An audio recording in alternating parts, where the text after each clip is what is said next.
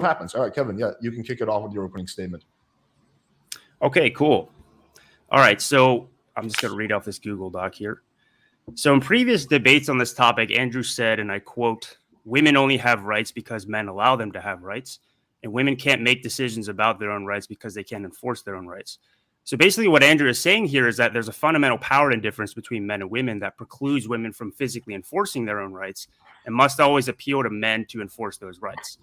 This, Andrew claims, is a paradox. If women do in fact get equal rights, it will be because men allow them to, which then logically necessitates that the women never really had rights in the first place because the men could easily say no to the women and there's nothing the women can do about it. Thus, men and women are fundamentally unequal. I think this shows a fundamental misunderstanding of power, more specifically how women actually use power.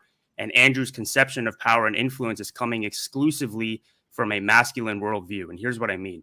The dictionary definition of power is the following: the capacity or ability to direct or influence the behaviors of others. And as an example of the most obvious way of exercising your power, I want to give you guys a little bit of a thought experiment. It's going to sound kind of ridiculous, but bear with me. It'll make sense in a second, okay? So imagine there's two guys standing on an island. One is Andre the Giant. The other is Danny DeVito. Danny DeVito wants to create a whole system of ethics and rules for them to follow while they're stuck on the island together. And this requires Andre to follow a system of rules which he doesn't like and he thinks is annoying. So Andre the Giant is just like, no, I don't feel like it. And there's literally nothing Danny DeVito can do about it, obviously, because of the size difference. However, let's expand this analogy and say that there's actually 100 inhabitants on the island.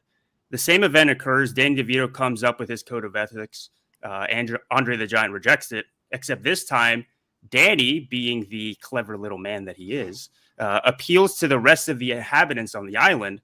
And nobody's even close to being the same size as Andre. But Danny is super likable, gregarious. He's a fun guy, and he wins the hearts of the people of the island to become their leader. Danny then decides, Andre the Giant, you're not really pulling your weight. Start actually working for us, or I will kill you. How can little Danny DeVito make a threat like this? He has the power of numbers on his side. No matter how powerful Andre the Giant is, if even 10 of the 100 inhabitants on the island try to physically subdue him under the influence of Danny DeVito, Andre has no shot. I bring this little thought experiment up to prove to all of you that power doesn't have to be just physical. In fact, that's actually the lowest form of power. Real power is having an influence over those who can enforce your will on other people. So this begs the question then, how do women play into this? Women exercise power in a very similar way that Danny DeVito did in that thought experiment, except it's actually even more subtle than that. The book, The Art of Seduction by Robert Greene, in that book, he states that some of the best seducers throughout history have been women. One more thought experiment to prove my point. This one will be quicker, I promise. Let's take the Danny DeVito example again. And let's say he has no problem with Andre the Giant's lazy ass, but then the hot girl of the island, driven by her hypergamous nature, hooks up with Danny, because he's the one in power, and becomes his girlfriend. Let's just call her Stacy. Stacy doesn't like Andre. She thinks he's creepy and lazy, so she influences and seduces Danny into making Andre the Giant work, or else he's going to get kicked off the island. In this situation, who is the one with the power? If you said that it's anybody other than the girl, you fundamentally do not understand power as a concept. This doesn't just need to be a thought experiment. This has actually been happened multiple times throughout history. Cleopatra had the ear of Julius Caesar and used Julius Caesar to conquer her enemies, more specifically her family. I'm not going to do a whole history lesson here. There's also someone named Madame de Pompadour who basically ran all of France, even though she was basically a prostitute. She was like King Louis XV's favorite courtesan. So yeah, and there's many others too. And yeah, if you want more examples, just read The Art of Seduction by Robert Greene. I'm sure a lot of you guys already have. Another example that's very relevant to this discussion. Women only gained the power to vote in the United States because of women, not because of men, as I'm sure Andrew probably believes. The 19th Amendment, which gave the women the right to vote, resulted in a tie. The tiebreaker being a young Tennessee legislator named Harry Byrne, who initially was going to vote against women's suffrage. Then his mom wrote him a letter and basically shamed him into voting for women's ability to vote. And that's what he did. And then the law was passed. And now today we have for better or for worse, women can vote because of that happening. Now, in that situation, Harry, technically, the Tennessee legislator, is the enforcement mechanism. Because unless he votes yes, women will continue to not have the right to vote. However, you would be extremely naive to think that Harry was the one in power here. Do women need men to enforce their rights? Yes. Does that necessarily mean that men are the ones in power? No. To directly respond to Andrew's claims that women only have rights because men let them have rights, women only have rights because the people in power allow them to have rights. The people in power are not always men. On paper, it might be, but as the story of Cleopatra, Madame de Pompadour, and the mother of Harry Burns shows, to think that the ones who are the leaders on paper are always necessarily ones pulling the strings is a very naive way of viewing the relationship dynamics between men and women. So yeah, that's my opening statement. Cool. Andrew, kick it off to you. Okay, can you guys hear me? Yes. Okay. Yes. Sorry, I was just kind of taking notes as he was going. So it's kind of a gish gallop, but I'll try to get through it all. And then we'll get right back to the fundamentals of the argument. And Kevin's going to lose again because he's brought literally nothing new to the table. So here, let's just go through this real fast. First part of the argument, he's wrong about. He says there's a second half that Andrew hasn't thought about, this fool, this idiot, which is that, you know, he brings up this Danny DeVito, Andre the Giant thing. Notice how both the people inside of this analogy are men. He gives you a weaker man and says the weaker man is maybe better at subterfuge or public speaking or this type of thing. So other men, he can control other men to go enforce the things that he wants. Well, no shock to me. This happens all the time. I literally have there's no shock value in that for me. He points out that women can manipulate men in order to enforce their rights. I agree that that's also true. I've been through this now, I don't know how many times. I don't know why he hasn't picked that up, but I agree that both those things are true. But it still doesn't change the fact that the rights themselves are enforced by men, which makes it paradoxical to say that we can have egalitarianism with women, which is the crux of the position to begin with. Some of the fundamentally flawed thinking that Kevin here has when it comes to power dynamics is a claim that I don't understand them. You just think it's raw force, Andrew. Well, no, I don't think it's just raw force. I just think that when it comes down to it, the enforcement arm of whatever it is a person's will to power is going to be force. It has to necessarily be force. Laws have to be enforced by force. Will has to be enforced by force. If your machinations and manipulations and things like this don't work out and you have to then bank on the law, you have to use force. There's no way around it.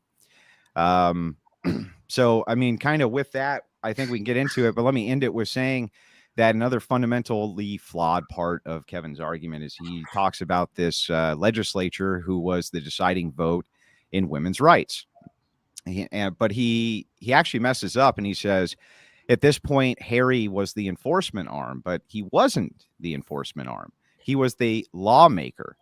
All the police and all of the military and all of those people who are largely designated as men and still are to this day globally and always will be, were the actual enforcement arm. So if those men had said, no, we're not going to go and give women the right to vote, old Harry would have been fucked, right?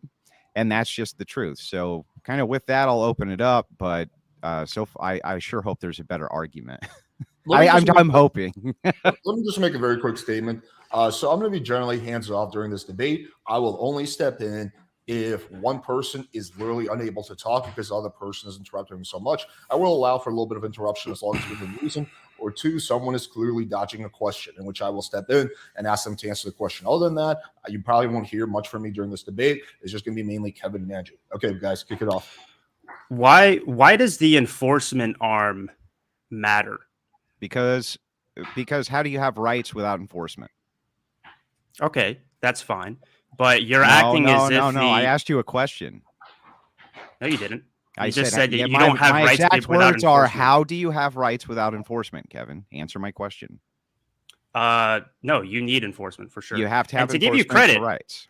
Yeah, to give you credit, in your previous, I don't think that in your previous debates you said that rights are a social construct. I totally agree. There's not even anything left to debate. You're not going to have any. No. There still is. There still is. There still is. All right. Because, you know, me as a Nietzschean, my fundamental worldview is the will to power. I believe that there's always these forces of power that are constantly clashing against each other to try to will themselves. Sometimes they'll integrate that smaller power, or they'll just take over completely. No, my issue is that I don't think that the enforcement mechanism, so let's say these men, for example, is even remotely relevant, because the enforcement mechanism can be anything, and really what matters at the end of the day are the people at the top of the hierarchy that are making the commands. It can't be anything except force. I'm not disagreeing with that. Well, then I think you actually just dodged my question. You just said it can be anything, Kevin. You said the enforcement mechanism. No. Yeah. Hold on. Force is implied within the word enforcement mechanism, right? Well, then it can't be anything. It's force. Yes, it is force, and I'm saying the people who are doing the force could be different. Okay, so for example, it doesn't even need to be people. What are you talking about, bro? No. Hold on. If I had a nuke, what's more effective, a nuke or an army of men?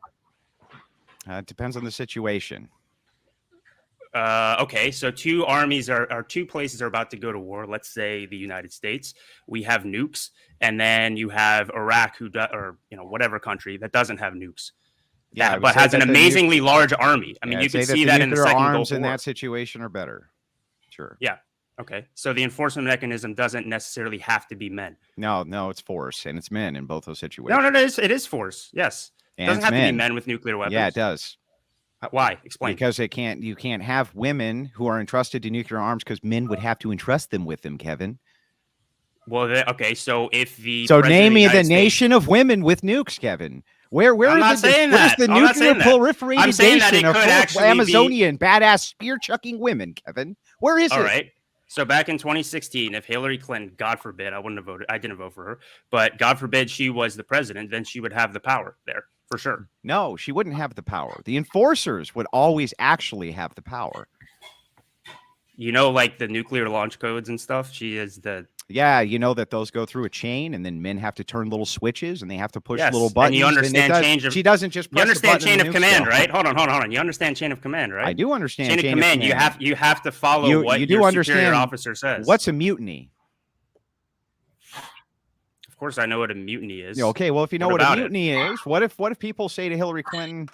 What if men say, "No, bitch, we're not gonna launch the nukes, and you can go fuck yourself"? How would Hillary Clinton enforce her power except to go to other men and tell them to make these men launch the nukes? Can you tell me that, Kevin? Yeah, she'll send other men to go. That's right. That's right. Yeah, so, I'm not disagreeing with you on the enforcement mechanism. Hold on. No, I'm not. I said in my very statement, then there's nothing. I'm not against the enforcement argument. There's nothing to debate then, unless you can. Here, let me break this down.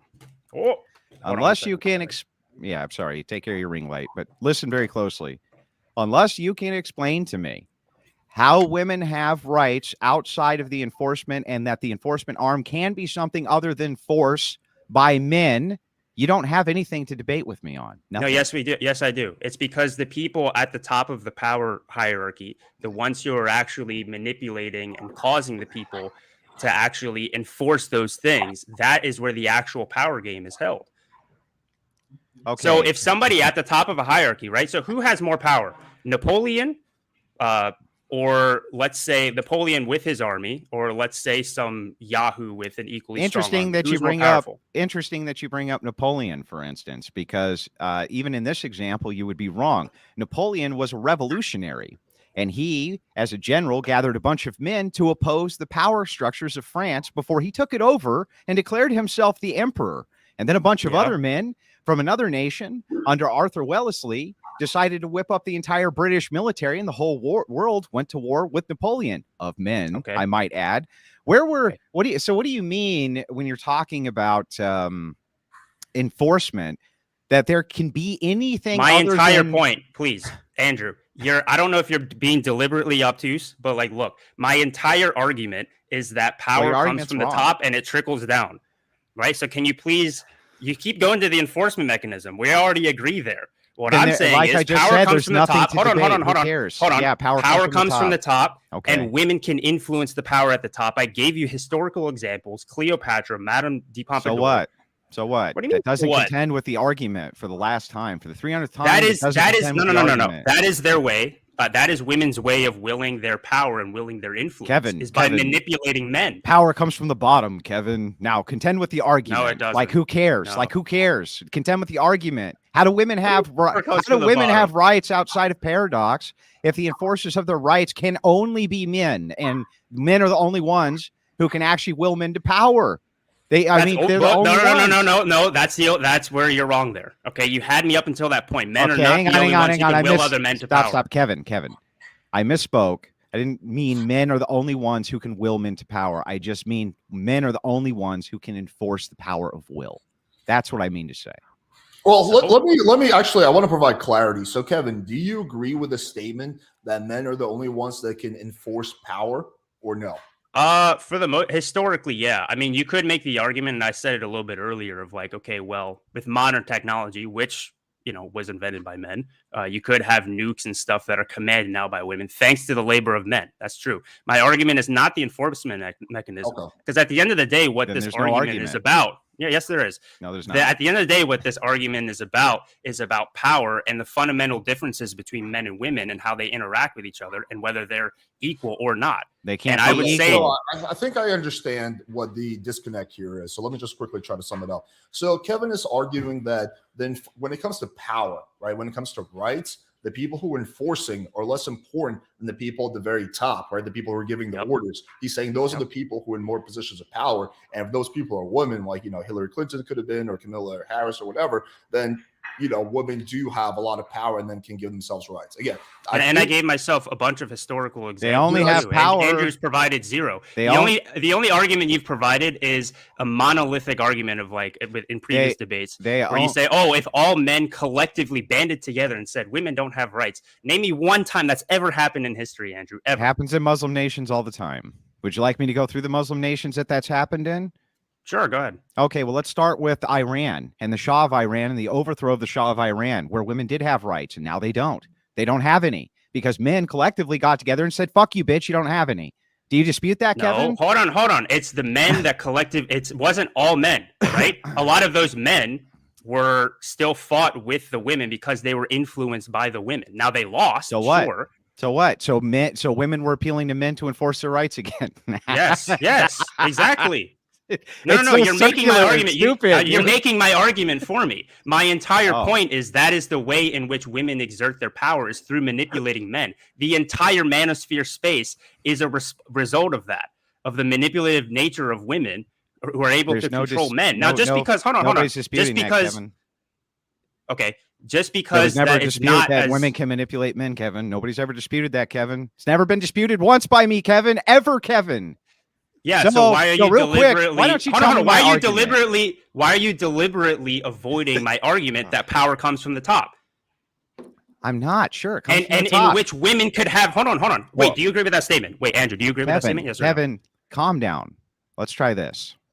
Whether or not it comes from the top or the bottom or the left or the right or diagonally, or it comes from outer space fucking aliens, or it comes from groundhog people. I don't care where it comes from. All I know and need to know about power dynamics and how they work is who the fuck enforces them, because you don't have any power outside of who enforces your power for you, Kevin. Yes. Who enforces it, and then who influences the people that enforce it. That is the thing that matters. But there's the trick with the paradox, isn't it? Because that would mean that the power that you think you have is illusionary, and really it's only dependent on people who have real power, and the people who have real power would be any male collective which opposes you. Then you're fucked. Yes, it's male collective that has a hierarchy. Do you agree that any male collective will always have a hierarchy? Yes or no? Of course. And the hierarchy, the person at the top, chain of command, like we talked about with armies and stuff, is the one that's actually giving the commands. Yes or no? Sure. Yes. Okay. So that necessarily, you just basically admitted then that power absolutely comes from the top, and that is the most important aspect of it. And what I'm saying is that women can and do oftentimes throughout history. Again, I have historical examples that I listed out earlier of them having influence of people at the top of the hierarchy, which then trickles down, like I said. It all comes down to up here. It doesn't matter down here. The thing I've never disputed and doesn't even fucking matter to any of the points that I'm making. Sure, it 100% matters. How does it matter?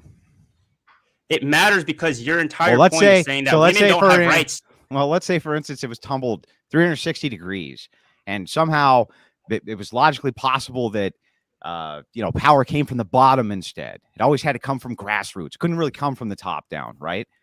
It wouldn't matter, really. All that would matter is, how do those people then enforce power? And the answer is going to be what, Kevin? How would they do it? How would they do it? They would do it I think by you're strawmanning me this entire They would do time. it by using enforcement. When have I ever said? You? When have I ever said, Andrew? When have I ever said? Please list it out to me that you don't need an enforcement arm. I literally said earlier in the debate that it is within the entire word itself. You did, which is why I told you there's force. no debate, and you're just like still going on. I don't know why. There's no debate. You already agree with me, so I don't even know what you're talking about. No, I do not agree with you. You do. In the slightest. You just don't know. No. You think that it starts from the bot, or you don't. You actually admitted, I should say. So you can see that power comes from the top. There's no admittance to something that's obvious. It just doesn't matter. Okay, let me see. Power comes. Hey, it doesn't matter. How did you understand? It doesn't matter where it comes from. Guys, let me see if I can bridge the gap. So what I think the disconnect is that in terms of power and rights, Kevin believes that it's the people at the top who largely matter. He acknowledges that enforcement is predominantly male, right? He believes that's less important than the people at the top. And I think, Andrew, what you're saying is that who's at the top is not as important as who's doing the enforcing. Did I sum up both of your arguments correctly? Yeah, whoever's doing the enforcement is actually the people who are at the top, regardless of who you think is at the top. Whether they know it or not, the enforcers are the people who have the power. We know this because when they stop enforcing, you no longer have any power, since those are always going to be men. Always going to be men. Men are the ones who necessarily give rights to other men and other women. So my entire proposal here is just simply that egalitarianism with women is impossible and paradoxical. I still haven't actually heard an argument from Kevin for how any of that is incorrect. Not a single one. So I said it a million times. I don't want to keep repeating myself. I'll give an example, I want to ask you a question, actually. So women have the right to vote now where they used to not. How did that happen? In the U.S. Yeah. So essentially a bunch of communist agitators began to fund and form the suffragette party, which was supposedly a grassroots movement, but really wasn't a grassroots movement, in a push towards giving women the vote. And then there was anti-suffragettes who pushed against that. And it was a political fight over basically voting rights. Okay. So it wasn't a bunch of men who were just sitting around one day being like, you know what? We men are all powerful. Women can't vote. It'd be a great idea if we could just get women to vote, get women to start voting. You agree that that's probably not what happened, right? Well, I mean, that would be an oversimplification, but I do think it was mostly men who were behind the movement. Yeah. You think it was mostly men behind the movement to get women to start voting? Yeah. No, I mean, this is known. Yeah, that's known. Who do you think funded it all? It was all funded by men. It was pushed by male media outlets. Okay, fine. So what was the motivation behind that, though? What was the motivation behind that? Behind moving women? Why? Because of the tax base. They were looking to double the tax base, essentially. Okay, but women were already still working back then, weren't they? Not the numbers that no, not even. Well, hold on. Income tax Income tax didn't exist until I think 1920. Why would income tax matter? You just mentioned the tax base. Yeah, but that would just mean more people who are inside of your nation who are buying goods. You tax the goods. They're still buying good, like they're still buying goods. What are you talking about? Yeah, dude, look, women were still working back then. So it's different to say women's working rights versus voting rights. They were already working back then. So no, they weren't working in mass back then. I don't know what you're talking about. They weren't. Really, during the Industrial Revolution? Yeah, they weren't working in mass. There weren't a bunch of women in the...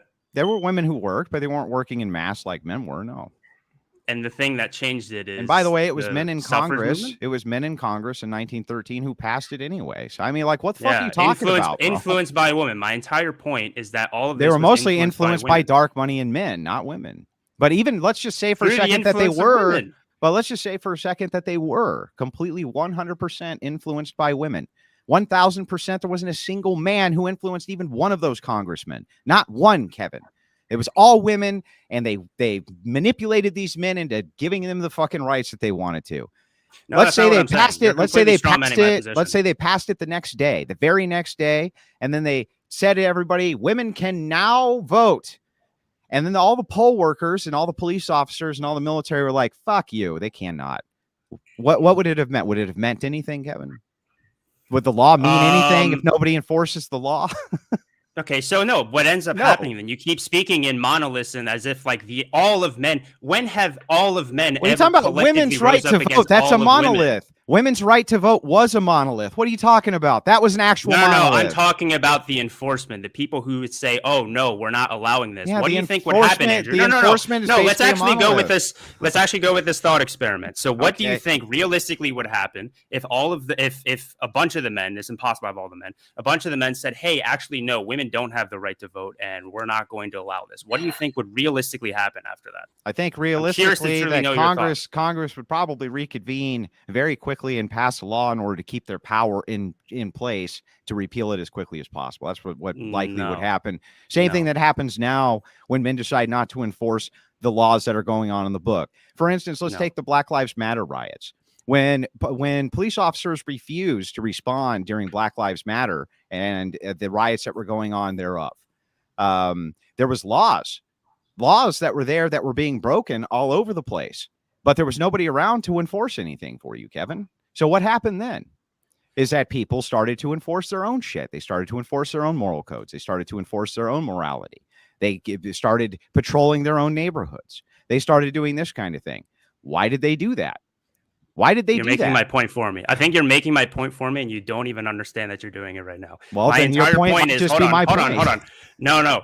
The entire point is if you did have people who resisted against that, and then let's say in this scenario, Congress, they wouldn't reconvene. They've never reconvened after passing a law and repealed it immediately. And in fact, I mean, you think of things that pass in American history, like the Whiskey Rebellion, stuff like that, like they will quell that rebellion. So instead, what they will do is they will gather up their men and then they will have a fight in a war. Yeah, because the army did it. Right. But if the army said, no, we're not going to go quell the rebellion, then what, Kevin?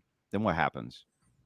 I don't know. Then your law doesn't. You don't know because your law doesn't mean shit. Your law doesn't mean shit, Kevin. You keep going into these scenarios that have never happened. And will never it's never happened that there's been mutinies. Okay, Kevin. It necessitates that all men collectively band together, which never happens. Never has necessitated that. In fact, it only necessitates that small groups of them do so. They can ignore orders. They've done that in the past. They can have glorious revolutions. They've done that in the past. They can fight off the British from an entirely different continent like they did in our past. They can have a civil war and ignore the laws of the land like they did in the 1800s, Kevin. They can do all kinds of fucking things to ignore the enforcement arm or become a brand new enforcement arm. This idea that you have, this stupid fucking idea that you made up out of the blue, which makes no sense to me, is no, Andrew, power comes from the top.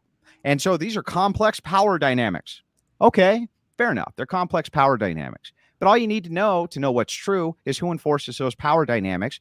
That group necessarily is going to have the power. There's no way logically around that. If you can give me an argument against that, which you can't. I can, and I have previously, and I'll do it again, but I'll do it from a different standpoint this time. You have one, we agree that it's impossible to just have like all men agree on one thing. Whatever. There's always going to be some sort of resistance who are also other men. Yeah. So these two different armies are always going to be clashing. Yes. It necessitates that there's going to be conflict, right? Men can take men's rights away and give them. Yes, that's correct. Yes, these two armies are end up going to be clashing against each other. Now, what's going to determine? Hold on. What's going to determine which one of those enforcement arms win in the end? Whoever has the biggest guns. That is a naive way of looking at it.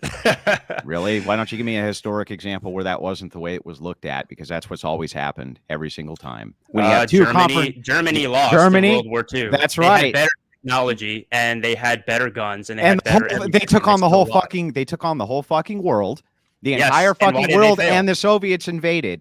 So what happened when you had two different men, right, who had two different ideas about enforcement, and the men went to war? The men killed. I mean, you're talking about 2/3 of France, which died between World War I, World War II, who were males. The men were still in charge of France, even though the women were ridiculously, as far as a ratio, outnumbering the French men. They were taking on American husbands and everything else, but the men still had the power because the men were still the enforcement. The men are always the enforcement. You say, I don't know if there's a little bit of hang on, Kevin, let me finish my point. Let me finish my point. Let me finish my point. And let me finish my point, and I'll kick it back to you. Again, for the 300th time.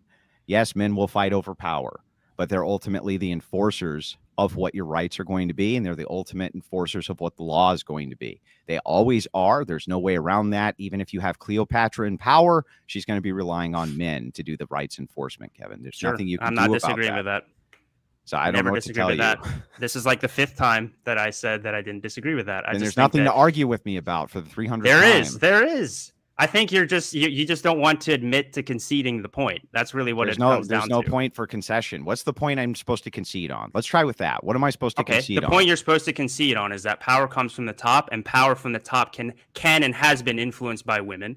And your entire argument is that doesn't matter because the enforcement arm is always going to be men. Never disputed it. In fact, it's part of that it can be women at the top? Yes, of course. It's part of the crux of my argument, Kevin, for the 300th time. When? It's been stated over and over that women can influence men in order to enforce their rights. That would necessarily include a woman at the top of some fucking arbitrary hierarchy. It doesn't matter. They're still going to be banking on men to enforce their rights, Kevin. Yeah, so then egalitarianism is an impossibility. Always. No, it is a possibility. Yes. You just proved it right there. That men and women express their will to power differently. Women do it through manipulation. Men do it through force. If the women are the ones that are manipulating the men, who is at the top of the hierarchy? The women. Boom. Debate's over. They're not at the top. They're not at the top of the hierarchy. If the banking of enforcement of men can instantly turn around and take away all of their enforcement mechanism for their power. They're still endlessly begging men for their rights. Even if they're queen, the empress of the whole world, empress of the galaxy, it wouldn't matter. They're still going to endlessly be begging men to enforce their rights. Men themselves, though, they don't have to do that. They don't have to because they're the enforcement arm themselves. That's why traditionally you always see men in power. There's not much you can do about that. And there's not much you're ever going to be able to do about that. Sure, that tends to happen, but that doesn't necessarily, I feel like I keep repeating myself. The entire point is that you're not arguing with my point. No, you're not arguing with my point, dude. I've cogently I've completely laid out exactly what I said. I've conceded everything you've said. It just doesn't mean anything comparatively. It doesn't mean anything to what I'm saying. Why don't you understand this? The paradox exists, even if I concede all of Kevin's points, which I've never run away from. I've always said it's true. There's nothing to argue. What is there to argue? What are you talking about? The paradox is debunked. No, officially. The paradox if you accept everything that I just said, the paradox is completely debunked. So let me bring up the paradoxes again. And again, direct quotations from you so I can debunk it to your face once more. Okay. Let me see. Where is it? Sorry, I have a lot of notes here. Okay. Women only have rights because men allow them to have rights. So that was one quote. Women can't make decisions about their own rights because they cannot enforce their own rights. Again, I said at the beginning of my statement, these are claims that I fundamentally disagree with because the way in which women influence men. You got one of those wrong. Okay. You got the first one right. I'm pretty sure but you got the second one wrong, which isn't that women can't make decisions. It's just that whatever decisions they make, they're going to be appealing to men for the enforcement of whatever that decision is. Okay. All right. So that you understand. Mm-hmm. Okay, sure. I mean, that one I agree with. Again, I agree fundamentally you agree with everything that for the most saying. part. There's no actual disagreement here. No. Because I think the issue is, okay, maybe you agree with me. I'm trying to be as charitable as possible here. Maybe you agree with me that I don't care if you're charitable. The debate's over. There's nothing more to debate. Yeah, you conceded all my points. That's because they don't address anything. Like it. What it addresses? You have an answer to the paradox, man.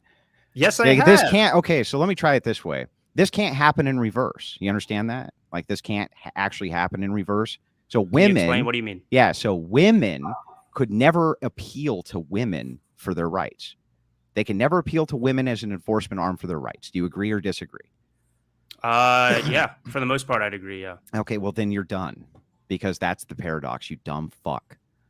How is that the paradox? I like how you're saying that I'm a dumb fuck when I don't know what else to tell. I literally. So what does that make you? If you just lost the debate to me, what does that make you? If I'm dumb? You can't lose a debate to somebody who's not even talking about your position, Kevin. You're not even talking about it. You're like, I am saying from the beginning. Yeah, here's Kevin's debate style. Do you concede that blue is blue? Yeah, I just won the debate. It's like low tier sophistry. You never actually have No. addressed this I descriptor address for it every time. reality. Every time you say that I don't Power address comes it, from I the address top. it right to your Who's face. the enforcer? Yes. Men. Got it. Yes, and you're presupposing with that statement right there that the enforcement mechanism is the one that matters the most by Yes. far, and I'm not saying that Yes. that's the case. Again, that's coming from the bottom of the power hierarchy. You're saying the bottom of the power hierarchy is the most important. I'm saying the top is the most important. The bottom of the power hierarchy can change, and it's malleable. Throughout history, it's been men because there was no technology. But as I stated earlier, with modern technology, it could easily be something like a nuke, or maybe even more in the modern day, like digital warfare or something. Who knows? Like, who knows what the future is going to be like? What matters is the people at the people at the top, who most certainly can be women, 100%. Okay. I mean, I don't know. I literally don't know what else to say to you. You haven't actually answered to the paradox, Kevin. In fact, you agreed that women can't appeal to women to enforce their rights. They can only appeal to men. Therefore, egalitarianism actually necessarily has to be impossible. Why do you not see that? Andrew, maybe you can just one more time, like, explain the paradox in a very succinct way. I just did, like, the most succinct way possible. Here's the paradox. The paradox is that men never have to appeal to women for their rights, ever.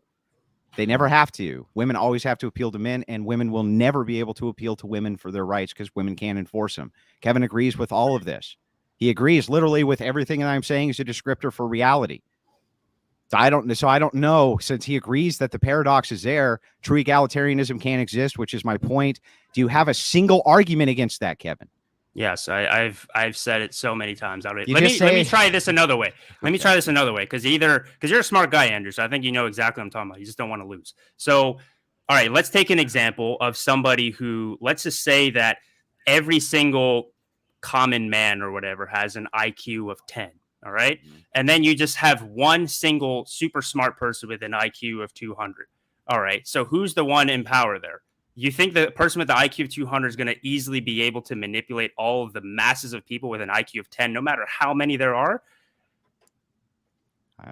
Probably, at least a lot of them. Yeah, exactly. And so who's the one in power there? It's the person at the top. That person at the top can absolutely be a woman. But more specifically, what we see throughout history is it's usually a man, and some woman manipulates that top man. This is also my speculation as to why. Right. Hold on, one second. Yeah. One more thing. This is also my speculation as to why I think women are naturally hypergamous. They will. Yeah, I don't care about the women being hypergamous thing. I care about the argument. So on to this, unless women being hypergamous has something to do with your argument. Yeah, it does. What women being hypergamous is the thing that helps put them in positions of power to influence the men in power, who then influence the enforcement arms. And that way, that's the way in which the women are able to exert their power. All right. So let's try it Let's try a different way, because I don't even think you understand what I'm saying. So we'll try it this way. Where does Kevin think rights come from? They're social construction. I agree with you on that. Okay. Where do they come from? Nowhere. I mean, basically, it's like, okay, well, again, so my sort of worldview is the will to power. So there's all these different wills or collection wills that are constantly clashing against one another. I basically think that any sort of morality is actually a cope. Morality is not real. I don't care about that. I just want to know about rights. Let's just focus on this one thing so I can see if I can break this down the easiest way possible. Sure. So we agree that rights themselves, or at least we'll agree with it for the sake of argument here, that rights themselves come from nowhere, right? Yes. They're socially constructed and they're made up, right? Yep. Okay, so a right is actually just the ability to enforce it, to enforce your will. Yes. Yeah. So if your right is your ability to enforce your will, which sex can do that? Both, because again, whoever commands the levers of force, or whatever you want to call it, that's what matters at the end of the day. So whoever is in power of that thing is what matters. It's basically like saying, like, let's say that I have I don't know, I have some. I don't disagree that women can't manipulate men into enforcing their rights, but this again is paradoxical. So try to contend with it this different way. Now that I have your grounding and you kind of understand this basic concept, assume that a God comes down and gives you all of his powers except like one. right? And it's the power to take away your godhood whenever they so choose. Are you equal with that God? No. No, you're not equal with. Why? Why aren't you equal with him though? Even though you have the all the things God that is they much have, more minus powerful. because he can take away your godhood whenever he wants, right? So who Yeah, has the power? exactly. So who has the power? The The person God, who is absolutely. God, right? Who can take Yes. away the power anytime they so choose, not the Yeah. person who thinks that they The have problem with this, ultimate I know where you're power. going with this, Andrew. The problem is that you're presupposing the argument, which is the entire point of the debate. You're presupposing the idea that men are the ones that give women rights, and that's the thing I fundamentally reject, and that's the thing that we've been arguing about this entire time. I didn't presuppose You're presupposing right there. Okay, tell me where that line of thinking is going. Go ahead. Stop. With this hypothetical itself, I'm just asking you about the nature of egalitarianism. So if we're talking about the nature of equality and the nature of egalitarianism, you would agree that if there's a mechanism which can be taken away from you by something that has the degree of capacity to take it away from you, that you can't actually be equal with that thing. In this case, it would be the same thing with the power dynamics between men and women. That's what creates this great paradox, the paradox of rights. You're only saying that if women are able to manipulate men into utilizing men's power on their behalf, that would be like the person who tricks the higher deity and tricks them into giving them the same power until the deity realizes that they can take it back whenever they want. It was always paradoxical. Okay, so let me use a little bit of, I don't know, maybe Christianity or whatever to sort of prove my point, because I think the Bible itself. Now, granted, I don't understand the Bible as much as you do, although I did go to Catholic school. They don't really teach you shit there in terms of Catholicism. But anyway, okay, so the devil, the devil, how does he have power in the world? You agree that the devil has more power than human beings, right? No. As a Christian. No. You don't think the devil is more powerful than human beings? No. And then, in fact, but by the grace of God. In fact, the opposite's true. Okay, so how did the devil seduce Eve into, taking the apple and then influencing Adam to take the apple? You're talking about something that has vast complexity. If you're talking about the fall of man from Eden, it's not just the devil; it's the failure of men, and it's the failure of Adam and Eve to exercise their power and will to God. Right, but they had the power to reject Satan. Satan had never had any real power other than what was willed to them, to Satan. Yeah, hold on. His power was the seduction. He seduced them into doing what he wanted. Yes, right? And that can be done. But ultimately, the great paradox there is that they never had to do it, right? So this is the paradox. Well, that's the paradoxical nature. Women fucking have to do it. Do you understand the difference? They fucking have to. They don't have a choice. Like, they don't get to be like, no. That's the paradoxical nature. Sure. I mean, in different Adam and Eve ways, could just look at sure. it. No. Now pretend that Adam and Eve had the devil who was there, right? And they were like, and the devil went, no, you fucking have to eat the fruit. Grabbed the fruit, shoved it in their face, made them eat the shit. Just stuffed it in their face. You have to eat it, right? That's the difference. That's the paradoxical differentiation. That's the entire point. The fact that you brought that up shows that you are taking this 100% from a masculine worldview, which is why this doesn't make any sense. It makes total. Listen, I'm telling you, women can't say no. They can't say no if men decide they have no rights. They can't be like, yes, I do. They can't. They can. Men can, but women can't. So you can't have egalitarianism. It doesn't matter. You keep treating both of them as a monolith. Right, the vast majority of in this particular case, what gives you men rights? Men would Andrew, be. What gives men you would personally? Be as the enforcement, basically a monolith. So, what gives you personally, Andrew, any sort of rights? I don't think I have rights. Who's bestowed that onto you? I don't think I have rights. So you don't think any human being has rights? I'm not saying like ontologically, I'm talking like specifically like within the confines of the law, let's say, which is a social construction. Yeah. So just enforcement. That's it. That's all that gives you rights is force. Yeah. From other people, right? Men. Yeah. Yeah. From other men who are higher up in the hierarchy. Not necessarily. They don't necessarily need to be higher up in the hierarchy. No. Well, how else would they enforce their will then? With a bullet.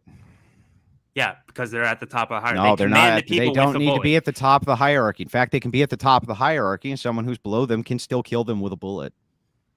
Yeah, but they're probably going to be defended by people who have more bullets. And also, if they're at the top of the hierarchy, they're pretty smart, so they know that hasn't been all the happen. social revolutions historically. They've had plenty of defense, and still the population's able to bring them down to their knees or kill whoever's in power, or completely. They create an entirely new power structure where men again are at the top.